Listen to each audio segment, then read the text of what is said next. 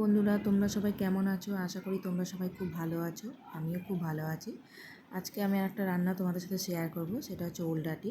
দেখো, ওল ডাঁটিগুলো আমি ছোটো ছোটো করে কেটে নিয়েছি এবং আলুও ছোটো ছোটো করে কেটে নিয়েছি। আর কটা কাঁঠালের বীজও দেবো, তাই ওইগুলো একসাথে কেটে নিয়ে নুন দিয়ে আমি সেদ্ধ বসিয়ে দিয়েছি। প্রায় সেদ্ধ হয়েই এসেছে। এবার এটা নামিয়ে নেবো।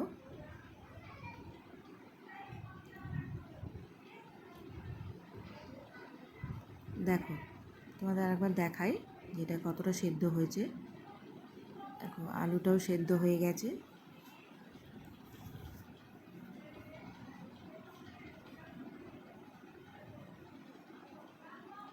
কাঁঠালের বীজটাও সেদ্ধ হয়ে গেছে। এবার এটা নামিয়ে নেব। দেখো, নামিয়ে নিয়েছি, একটু ঠান্ডা করতে দেব। এই ফাঁকে একটু মশলাটা করে নিই। দেখো, চিংড়ি মাছ দেবো, সর্ষে, কাঁচা লঙ্কা, আদা, রসুন এটা একসাথে বেটে নেব, আর পেঁয়াজ লাগবে। এবার সর্ষে, কাঁচা, আদা, লঙ্কা, রসুন এসে একসাথে বেটে নেব। ততক্ষণ আমি কড়াইটা গরম বসিয়ে দিয়েছিলাম। এবার একটু তেল দেবো। তেলটা গরম হয়ে এসেছে। এবার চিংড়ি মাছটা ভেজে নেব।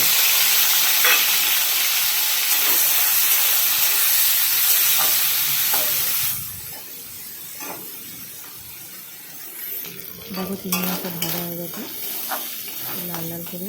খুব বেশি ভাজা দরকার নেই, একটু হালকা হালকা লাল করে ভাজা করে তুলে নিলেই হবে। তুলে নিয়েছি। এবার ওই তেলে পেঁয়াজগুলো ভেজে নেব।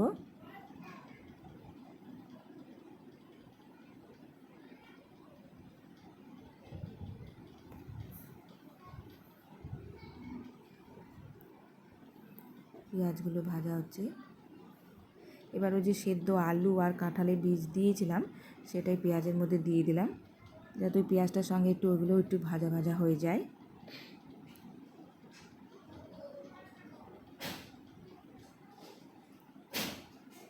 এবার যে মশলাটা করে রেখেছিলাম, সর্ষে, আদা, কাঁচা লঙ্কা, রসুন, সেই মশলাটা দিয়ে দেবো।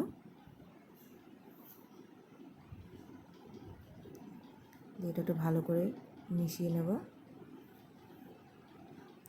এবার পরিমাণ মতো একটু হলুদ দেব।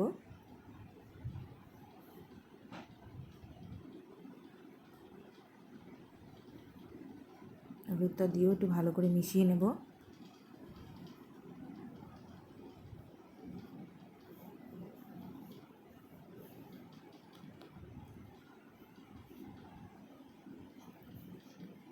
দেখো, ভালো করে মিশিয়ে দিয়েছি, মেশানো হয়ে গেছে।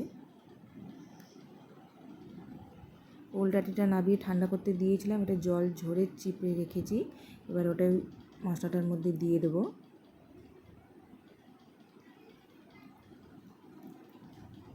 এবার ওই মশলার সাথে ওল ডাঁটিটা ভালো করে মিশিয়ে দেবো। চিংড়ি মাছ দিয়ে, কাঁঠালের বীজ দিয়ে ওল ডাঁটিটা খেতে খুবই ভালো লাগে। আমার তো খেতে খুবই ভালো লাগে।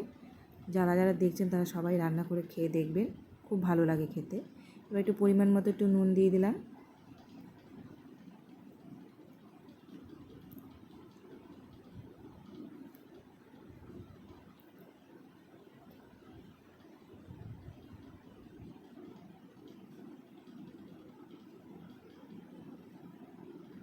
দেখো, ভালোভাবে সব মিশে গেছে।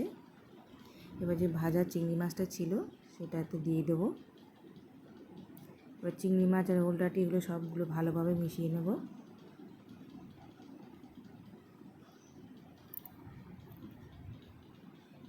এবার যে মশলার বাটিটা ছিল সেখানে একটু জল দিয়ে একটু সামান্য একটু দিয়ে দিলাম।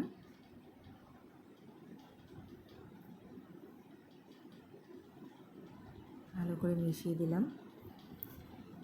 এবার ওটাকে ভালোভাবে সেদ্ধ করার জন্য আর একটু জল দিয়ে দেবো।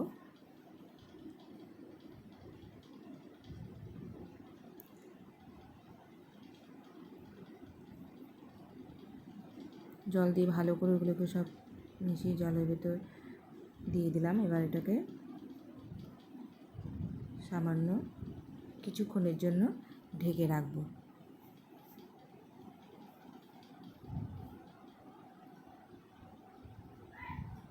দেখো, কিছুক্ষণের জন্য ঢেকে রেখেছিলাম। দেখো, জলটা অনেকটাই টেনে গেছে।